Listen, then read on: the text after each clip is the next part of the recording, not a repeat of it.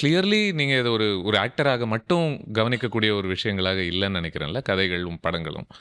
இல்ல அதுவும் ஆக்டரோட வேலை தான் நெனைக்கிறேன். ஓகே. அது ஆக்டரோட வேலை தான் அது. இல்லாட்டி ஓகே. எதுக்கு எங்களுக்கு இவ்வளோ சம்பளம் குடுத்து எங்கள கூட்டிட்டு போறாங்க. அதனால ஒரு ஆக்டரோட வேலை தான் அது. அப்படிதான் நான் அத பார்க்குறேன்.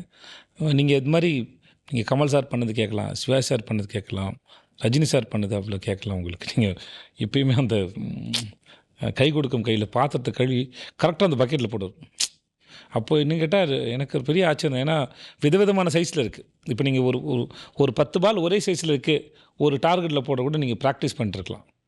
பண்ணிட்டு அப்படி அப்போ அந்த சீன அந்த பாத்திரத்த இங்கே வைக்கலாம். என்ன ஓகே.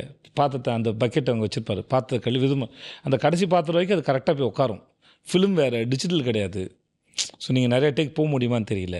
சம்மர் ஹாலிடேஸ் வந்தாச்சு, நம்ம ஜிடி ஹாலிடேஸும் வந்தாச்சு. GT holidays, south India's number 1 travel brand.